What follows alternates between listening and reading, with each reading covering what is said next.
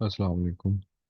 अच्छा, ये हमारा पार्टनरशिप का चैप्टर चल रहा था, उसी का हम क्वेश्चन करने लगे हैं। तो ये हमारा मई जून 2021 पेपर 2 1 है, अकाउंटिंग का। और इसका हमने क्वेश्चन नंबर 1 भी प्रैक्टिस के अंदर किया हुआ है। अब इसका हम क्वेश्चन नंबर 2 करने लगे हैं, और पार्टनरशिप का क्वेश्चन है, और प्रॉपर फुल फ्लैज क्वेश्चन है। अप्रोप्रिएशन अकाउंट भी बनवाएगा, इनकम स्टेटमेंट भी बनवाएगा।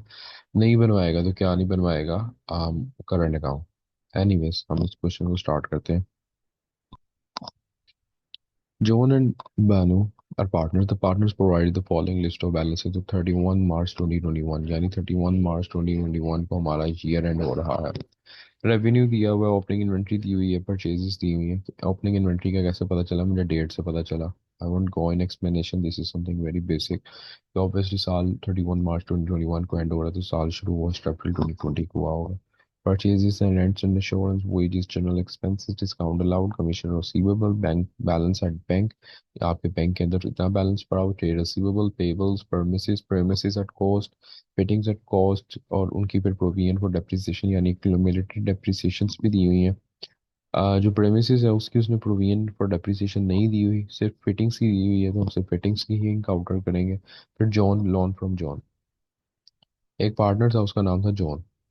जॉन ने खुद ही पार्टनरशिप को एक लोन दिया हुआ है। कितना? 10,000 का।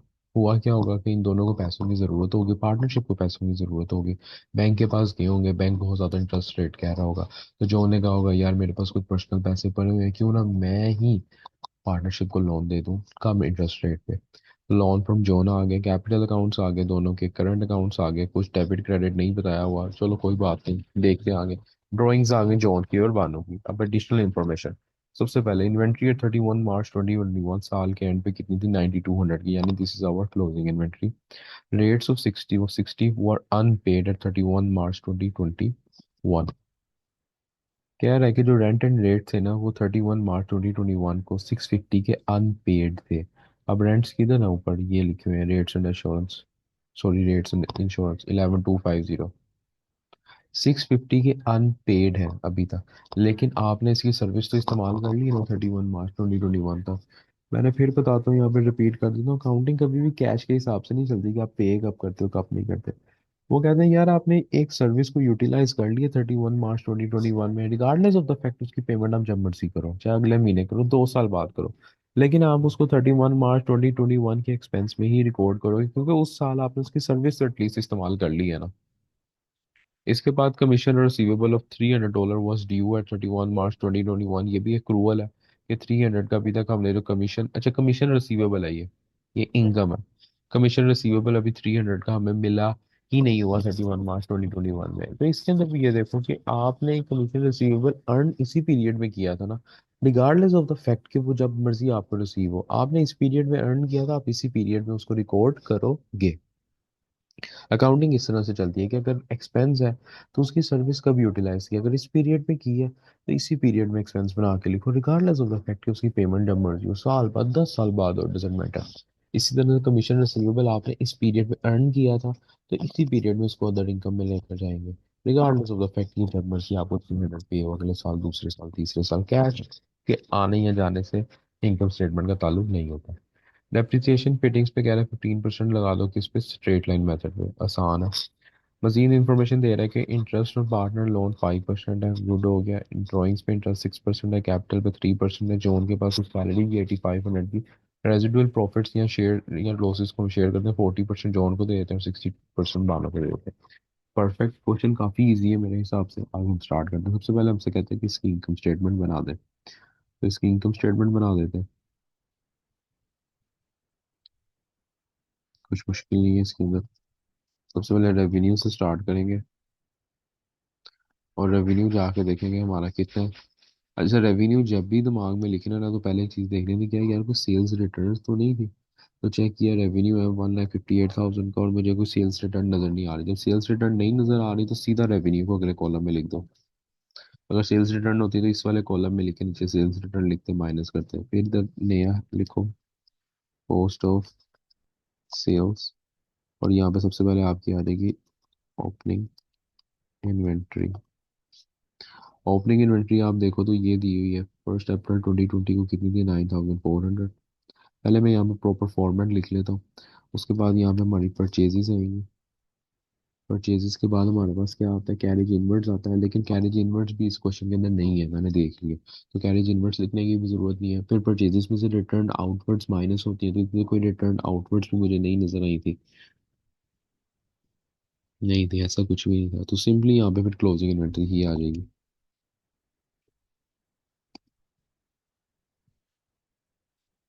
अब परचेजेस आगे देखते हैं हमारी कितनी थी, तो जो हमारी परचेजेस आ रही है वो ये रेंट एंड इंश्योरेंस के ऊपर है, कितनी 69,200। पहले ओपनिंग इन्वेंट्री लिख लेते हैं, ओपनिंग इन्वेंट्री कितनी है, 9400। फिर आपके पास जो परचेजेस आ रही हैं वो कितनी आ रही है, 69,200। उसके बाद जो आपके पास क्लोजिंग इन्वेंट्री आ रही है वो आपके एडिशनल इन्फॉर्मेशन में दी हुई है, वो आ रही है 9200। ये सोल्व करेंगे आगे आपका आंसर आ जाएगा। कैलकुलेशन में थोड़ी देर बाद में जाते हैं। यहाँ पे हमारा आ जाएगा क्या, ग्रोस प्रॉफिट। ग्रोस प्रॉफिट के नीचे हेडिंग देते हैं अदर इनकम्स की। इसमें सबसे पहले हमारे पास कमीशन रिसीवेबल आ जाएगा। कमीशन रिसीवेबल उसने हमें कितना दिया हुआ था, डिस्काउंट अलाउड है, अगर डिस्काउंट रिसीव भी होता तो भी यहाँ पे आता अदर इनकम में। कमीशन रिसीवेबल उसने हमें दिया हुआ है 4800 का। यस, एक बार चेक भी कर लो। पेपर के अंदर भी लाइन ड्रॉ कर लेनी चाहिए, वरना ये नो बैलेंस ऊपर नीचे ना लिख दिया जाए। मैंने 4800 का दिया हुआ था, और उसमें पॉइंट नंबर 3 में बताया था कि कमीशन रिसीवेबल 300 का ड्यू है। यानी कि अक्रूवल है, आपको अभी तक मिला नहीं है, तो अक्रूवल हमेशा ही क्या हो जाता है, ऐड हो जाता है, regardless of the fact expense है या इनकम है। अक्रूवल क्या कहते हैं उसके अंदर, क्या कहते हैं, इनकम स्टेटमेंट में हमेशा ऐड होता है, तो 4800 के अंदर 300 ऐड हो जाएगा। बाकी हम इसको अपनी इनकम स्टेटमेंट के उधर बैलेंस शीट में भी लेकर जाते हैं, वो अलग बात है। ऐसे इसके आगे लिख दूंगा 48 + 300। और सिंस ये एक ही फिगर है तो इसको मैं यहाँ पे लिख दे, तो ये आ जाएगा मेरा कितनी, 100। इसके बाद मेरी हेडिंग आ जाएगी एक्सपेंसेस की। एक्सपेंसेस एक एक करके लिखना शुरू करते हैं। सबसे पहले स्टार्ट करते हैं रेट्स एंड इंश्योरेंस से।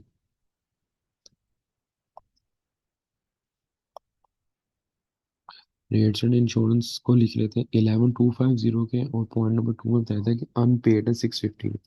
आपने 31 मार्च 2021 को 650 के अब तक पे नहीं किए, लेकिन आपने इसकी सर्विस इस्तेमाल कर ली हुई है। राउंडिंग कहती है जब मर्जी पे करो, लेकिन रिकॉर्ड उस पीरियड में करो जहाँ पे सर्विस इस्तेमाल कर ली है। तो रेट्स एंड इंश्योरेंस 11250 है। 11250 में ऐड कर देंगे कितने, हम 650। ये मेरे बन जाएंगे, कितने बन जाएंगे, 50 लिया तो 11,900। ठीक हो गया। उसके बाद रेंट एंड इंश्योरेंस के बाद क्या आता है, वेजेस आती हैं, जनरल एक्सपेंसेस आते हैं, और डिस्काउंट अलाउड आता है। इधर हम लिखेंगे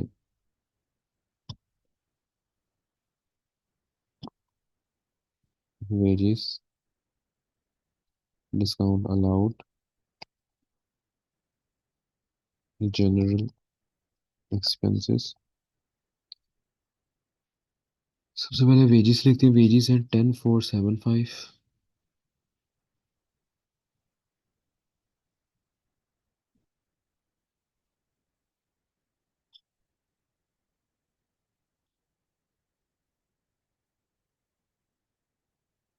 वेजेस में दिएगी 10475।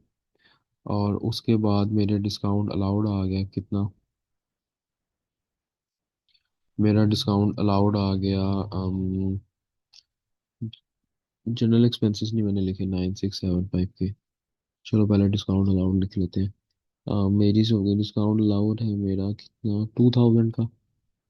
डिस्काउंट अलाउड है 2000 का। और उसके बाद जो मेरा अपना जनरल एक्सपेंसेस है वो है 9675 के। 9675। इसको ज़रा इसकी जगह पे ले जाए, यहाँ पे। उसके बाद जो मेरा एक्सपेंस आ रहा है वो हो गया बैलेंस एंड बैंक प्रीमियस, डेप्रिसिएशन आएगी, डेप्रिसिएशन ऑन फिक्सचर्स।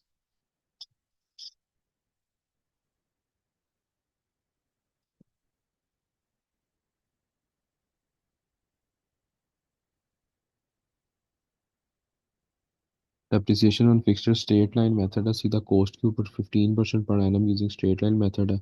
तो जो फिक्सचर्स थे वो हमारे उनकी कॉस्ट कितनी थी 18,000 directly ignoring the cumulative depreciation या प्रोविजन फॉर डेप्रिसिएशन की डायरेक्टली कॉस्ट के ऊपर लग जाता है हमारा मेथड, क्योंकि स्ट्रेट लाइन मेथड है तो मल्टीप्लाई बाय 18,000 इसके आगे लिख देंगे। और 10% लिया तो 1800, ये बन जाएगा 2700 डेप्रिसिएशन एक्सपेंस हो गया। उसके बाद हाँ, लोन फ्रॉम जॉन, जो लोन था जॉन ने तो हमें लोन दिया हुआ था इसके ऊपर उसने कहा था इंटरेस्ट रेट कितना लगना है, ये लिखा हुआ है इंटरेस्ट रेट लगना 5% का, तो ये इंटरेस्ट भी इसमें से माइनस होगा।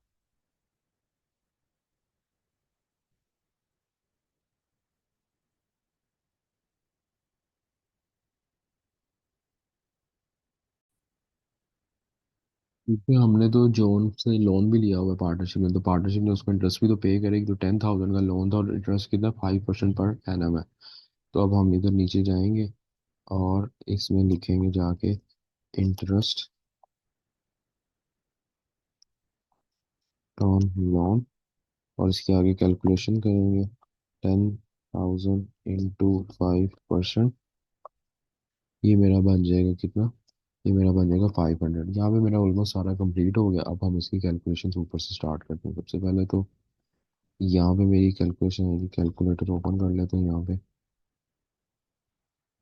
ठीक हो गया। सबसे पहले तो 9400 प्लस 69,200 माइनस 9200, तो बनता है 69,400। तो यहाँ पे तो आ जाएगा 69,400।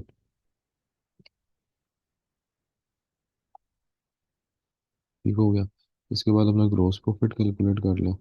तो ग्रोस प्रॉफिट जो होगा वो हमारा कितना आएगा, वो आ जाएगा, इसमें से माइनस कर देंगे हम कितना, 1,58,000।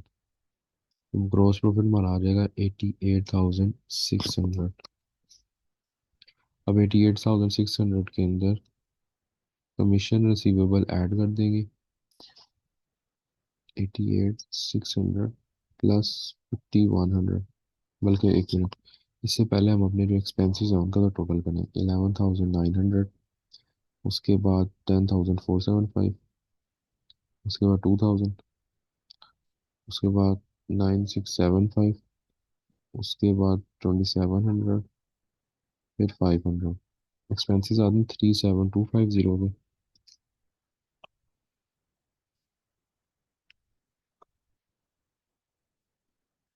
ठीक हो गया। अब यहाँ पे हमारा आ जाएगा क्या, प्रॉफिट फॉर द ईयर।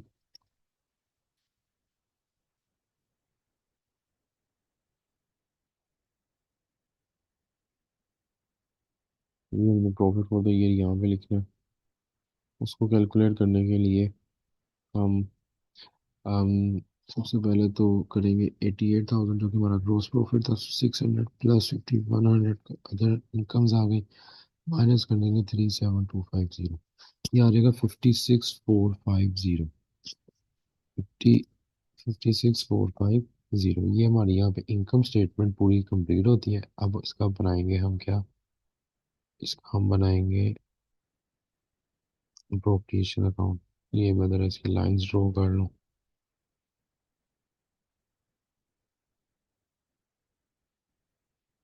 ठीक हो गया। ये हमारी इनकम स्टेटमेंट यहाँ पे कंप्लीट होगी। आगे चलते हैं, आगे कह रहे हैं इसका अप्रोप्रिएशन अकाउंट प्रिपेयर करें। तो जो अप्रोप्रिएशन अकाउंट होता है उसका जो फॉर्मेट होता है वो भी स्टार्ट ही हमारा प्रॉफिट फॉर द ईयर से ही करता है, जो ऊपर हमने इनकम स्टेटमेंट में कैलकुलेट किया होता है। तो जो प्रॉफिट फॉर द ईयर हमारा आया है वो ऊपर से कितना आया, 56,450। अब सिंपली ज़्यादा रॉकेट साइंस नहीं है, जो हमारा क्या कहते हैं अप्रोप्रिएशन अकाउंट का वो है पैटर्न है, ये फॉर्मेट है, उसको हम यहाँ पे अब लिखना शुरू कर देंगे। इंटरेस्ट ऑन कैपिटल, एक मेरा जॉन है और एक बानो है। यहाँ पे मैं लिख दूंगा जॉन। अच्छा, जॉन का कैपिटल कितना था सबसे पहले देखते हैं। इंटरेस्ट ऑन कैपिटल है 3%। ठीक है, अब दोनों के बस कैपिटल्स देखने हैं, एक का 75,000 है, एक का 50,000 है। तो 75,000 इंटू 3%, ये बन जाएगा, और एक का 50,000 है तो इसका 3% बन जाएगा तकरीबन 2450। और इसी तरह से फिर बानो है, और बानो का जो कैपिटल है वो है 50,000 इंटू 3%। और इसी तरह अगर हम इसका भी इंटरेस्ट ऑन कैपिटल कैलकुलेट करें तो ये बन जाएगा 1500। यहाँ पे ये कंप्लीट हुआ। इसके बाद अगर हम नीचे चलें तो हम यहाँ पे जाएंगे और यहाँ पे लिखेंगे इंटरेस्ट ऑन ड्राइंग्स। इसी तरह से जॉन। सबसे पहले तो देखते हैं इंटरेस्ट ऑन ड्राइंग्स का रेट क्या है। इंटरेस्ट ऑन ड्राइंग्स का रेट है 6%। और ड्राइंग्स हैं जॉन की 19,000। तो 19,000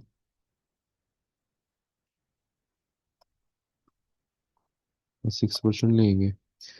और इंटरेस्ट ऑन ड्राइंग्स आ गई यहाँ पे, इसका 6% बनेगा ऑलमोस्ट 1140। और फिर बानो, बानो की ड्राइंग्स देखेंगे। बानो की ड्राइंग्स हैं कितनी, ये लिखी है 21,000। 21,000 6% इसका भी लेंगे तो ये बन जाएगा, तो मैं 210 1200 1260। ठीक हो गया। इसके बाद हम माइनस करते हैं, यहाँ पे हमारी लिखेंगे लेस सैलरी। सैलरी सिर्फ जॉन की थी। कितनी थी सैलरी यहाँ पे उसने लिखी हुई थी, हम 8500 पर एनम। तो जॉन की सैलरी, बल्कि इसको हम ऐसा करते हैं कि थोड़ा सा ऊपर ले जाते हैं, वो जगह कम है।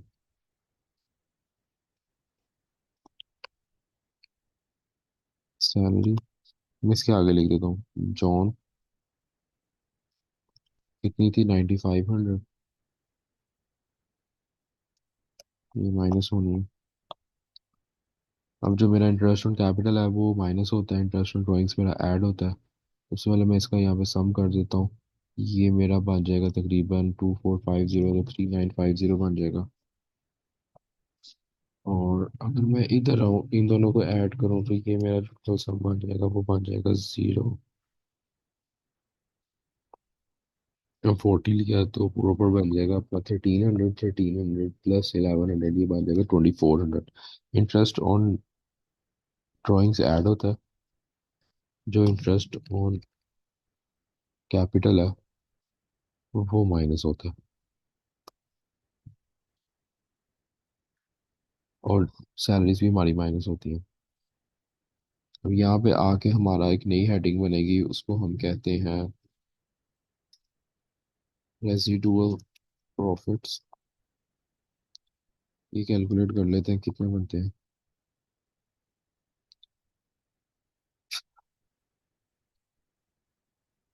पहले जरा सारी कैलकुलेशन भी चेक कर लें, मैं सारी अपने माइंड में ही कर रहा था। तो ठीक है, ये थोड़ा सा मैंने गलत कैलकुलेट किया, ये 2250 आएगा।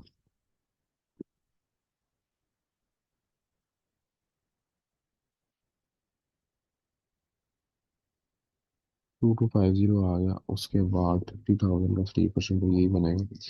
2250 प्लस आ जाएगा 1500। इसमें बनेगा 3750। इसको हम सही कर लेते हैं। इंटरेस्ट ऑन ड्राइंग्स, ठीक है। और 1000 इंटू 6,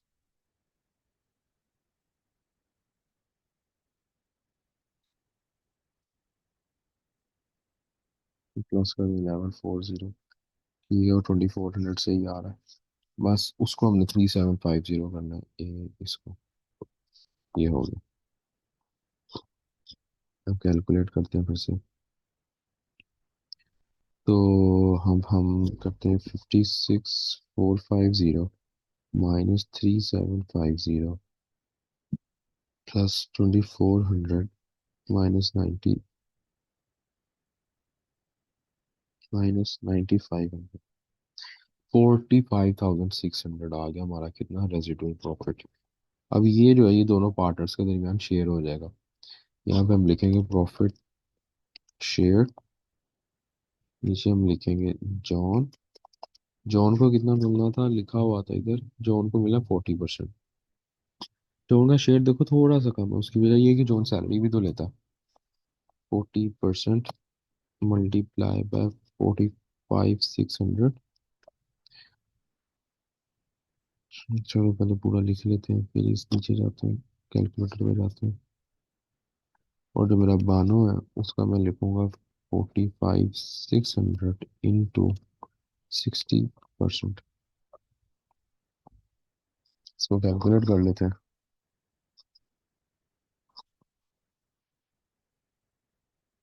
तो 45,600 को मल्टीप्लाई करते हैं 40% से, तो ये हमारा आ जाता है 18,240। इसका शेयर आ गया। और जो बानो है उसका शेयर आ गया 27,360। और इन दोनों का टोटल फिर से यहाँ पे 45,600 ही होगा। ठीक हो गया। ये मेरा प्रोपरेशन अकाउंट भी है, दोनों पार्टनर्स के दरमियान मैंने प्रॉफिट को डिस्ट्रीब्यूट कर दिया।